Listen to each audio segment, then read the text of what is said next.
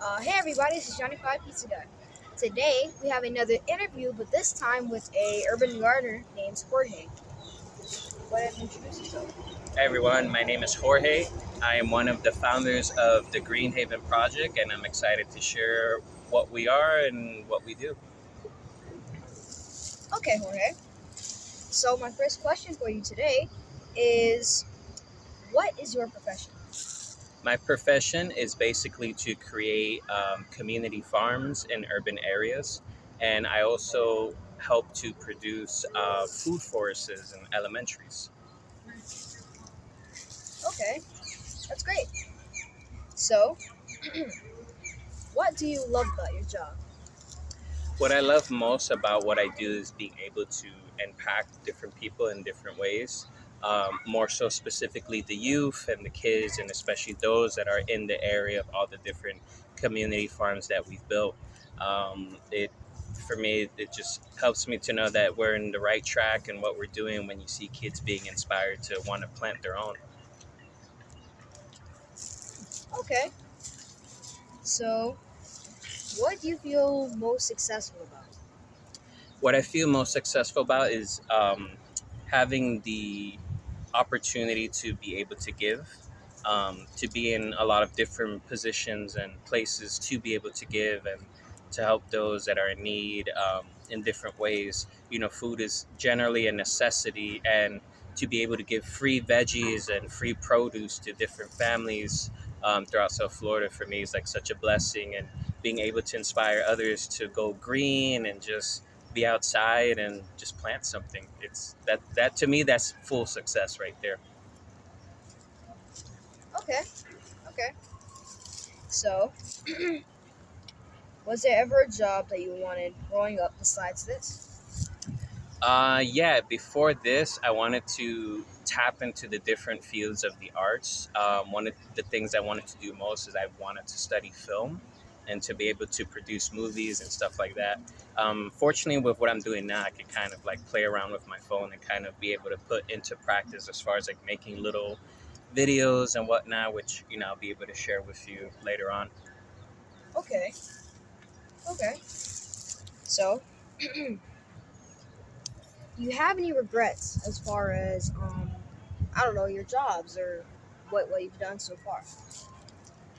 Um, I have no regrets. I To say you have no regrets, it's kind of unrealistic, but I really do the best that I can to not really have any regrets, because I feel that every choice that you make, everything that you do, and if you're alive and if you're healthy currently in this moment, has led you to where you're at now. So if I'm in a good place now, things are working out and I'm healthy and I'm breathing and I'm present and I'm able to do what I can, I feel that's a blessing to be able to acknowledge that more than to feel about some things that I might have disliked, whether it be about myself, my own actions, or anything in the past that might have hindered anything. But I try not to live in that mindset, and I just try to be present. Okay, I like that. I like that. So, unlike many interviews, I'm gonna ask you, what is your favorite food? Favorite food. So if I had to eat anything, I guess almost forever. And if I had to choose something to like just give me beyond anything else, honestly, it would be smoothie bowls. You might think like, oh, he's a farmer, of course he's gonna say veggies, fruits. No, I legitimately love smoothie bowls.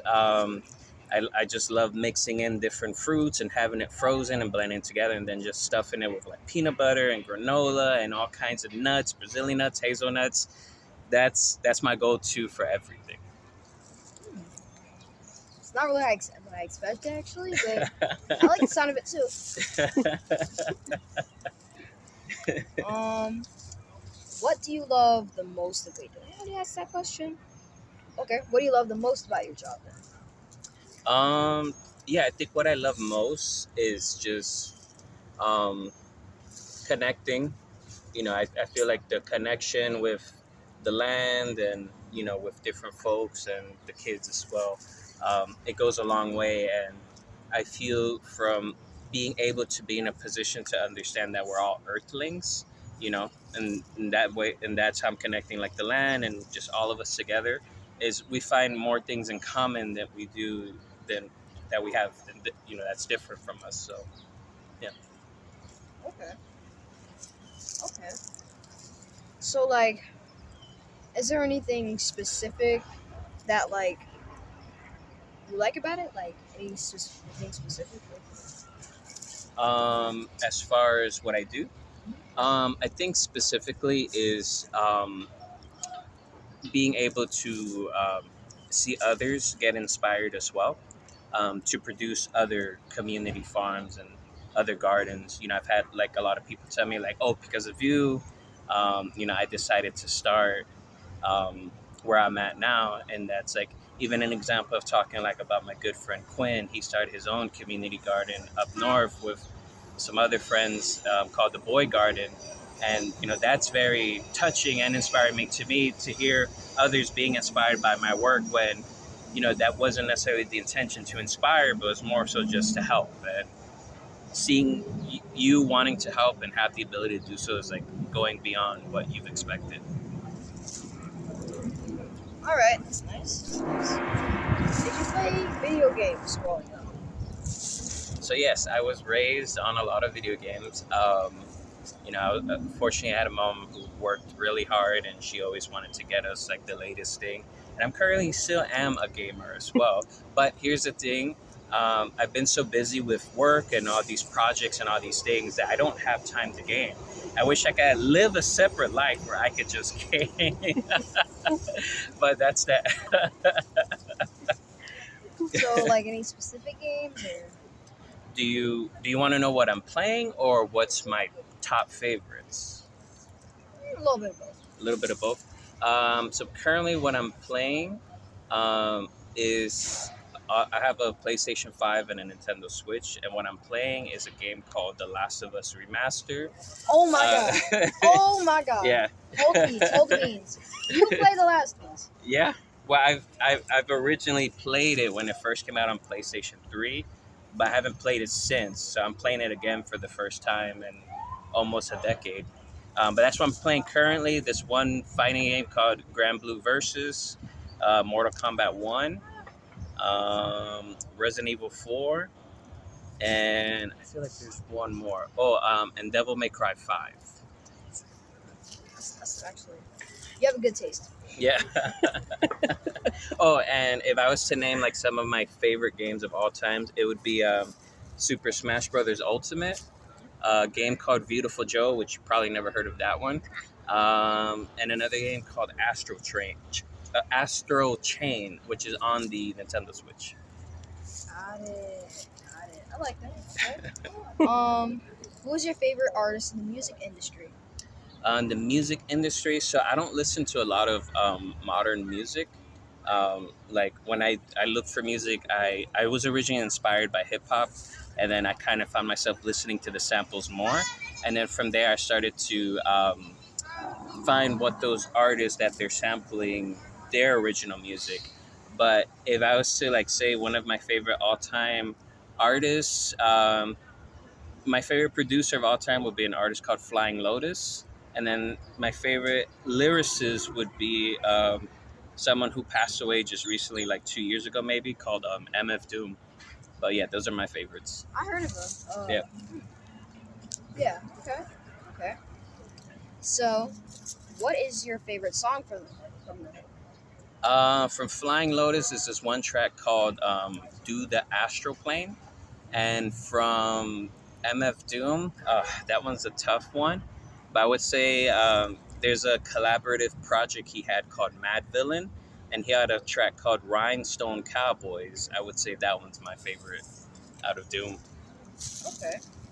I like it. So, what is your message to the world? My message to the world is do whatever you can. Even small steps goes a long way. Oftentimes we feel like um, if you're not doing like these specific projects like that this person's doing, or if you're not doing creative endeavors like my homie the pizza man over here is doing, um, most people feel lost, and I feel that it's important to just start somewhere. And my other message is to be accountable. I think oftentimes we lack accountability, and that's even speaking for myself, is to be accountable for um, doing the things that you say you're going to do, being accountable for your actions. And I feel like once you start to do that, you start to heal yourself. And once we start to heal ourselves, we start to heal the world as well. Okay, that was very inspiring to hear. And would you mind if you took us, for a tour around the garden? Yeah, most definitely. Let's take a walk. So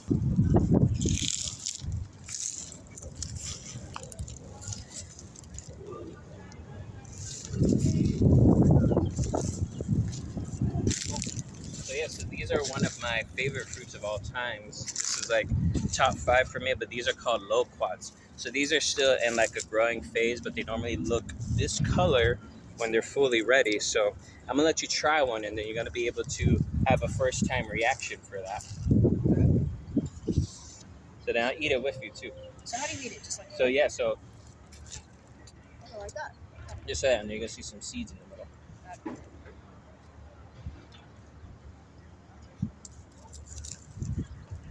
Verdict?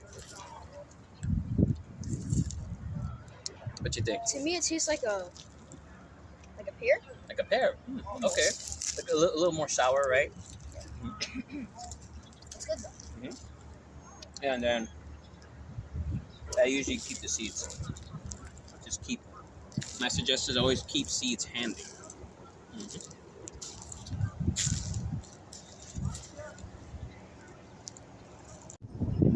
Okay, so Jorge, what are all these plants that you're growing right now? So what we got over here at our main farm is we have a variety of different things. Over here we have dinosaur kale. We have one here that this is all edible. This is called nasturtium. Now, Johnny, are you open to trying something new? Yeah. Yeah, right. So these are edible, but I never tell anyone what they taste like. I always let people find out for themselves. So here, Johnny, grab it and eat the whole thing. Just eat the whole thing. Like stem too? Everything, yeah, from the leaf to the stem. Just stuff it all in your mouth, and then record his reaction. It's not what you expect.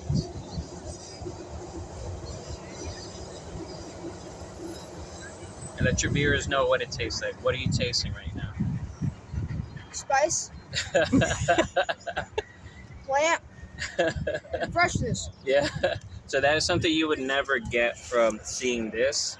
But the whole thing is edible, from the flowers to the greens, everything. And yeah, we just got an abundance of it. We always like to share. So we got dinosaur kale, nasturtium.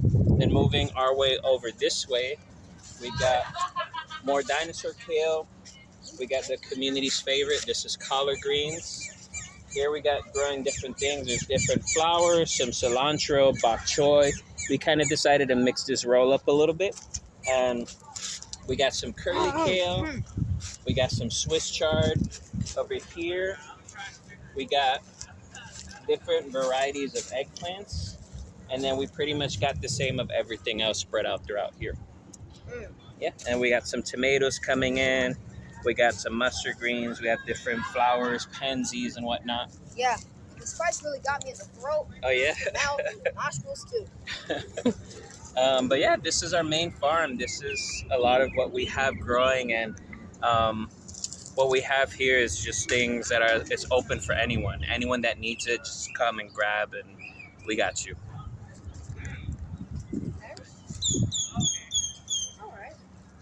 So what is this, like a non-profit or like a... Yeah, so what the Green Haven is, we're a nonprofit organization. And like I mentioned, we strive on creating community farms and just doing what we can to give back. Got it.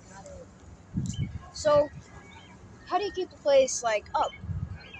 So a lot of it is volunteer based.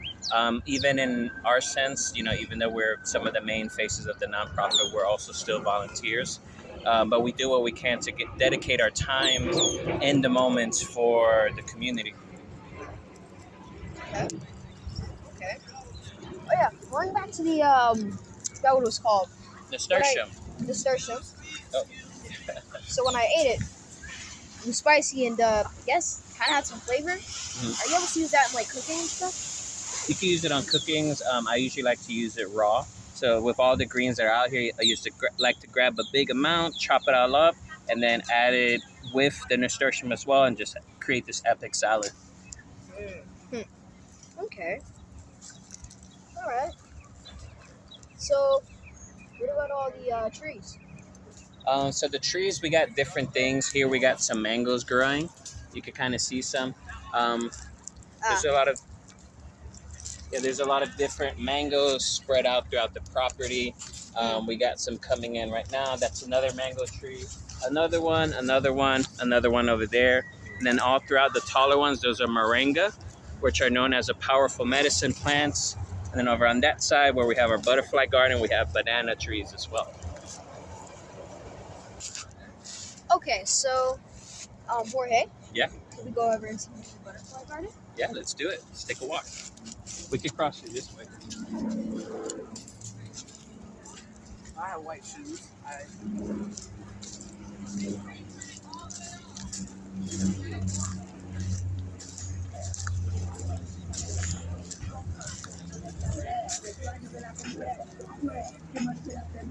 Just go on that shelving that's over there.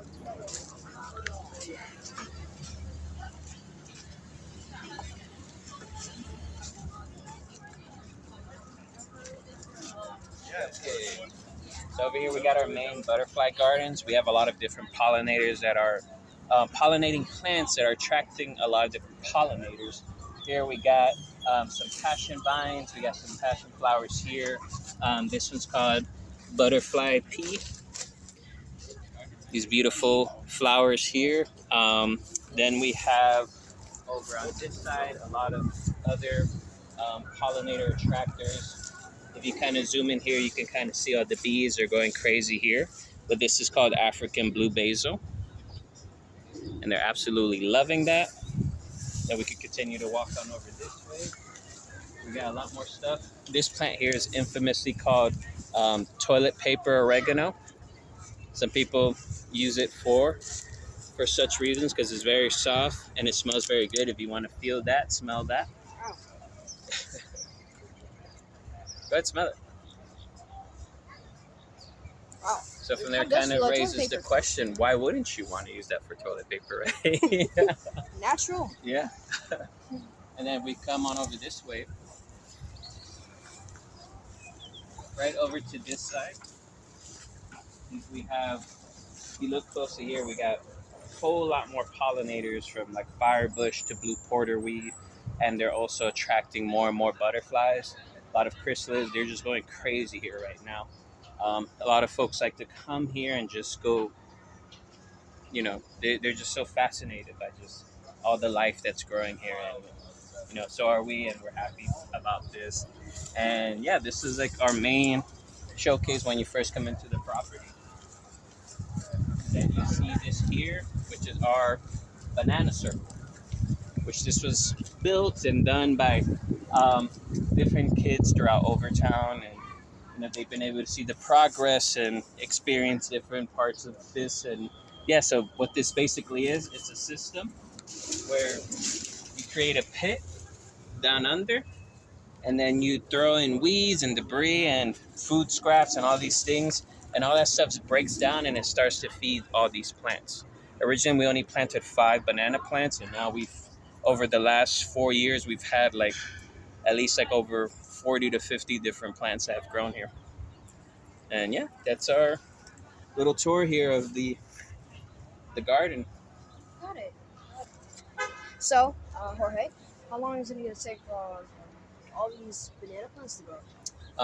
So banana plants, for those that don't know, have a cycle of about 16 months. So the plant will grow in 8 months, then the fruit will grow within the rest of the months. Okay, Jorge, I want to thank you for letting us out here in the gardens, and I really think it was great. Like, if I had a tent or something, I could live here. And I want to thank you for inviting, and yeah, have a great day. Yeah, of course. Thank you. Thank you guys for coming.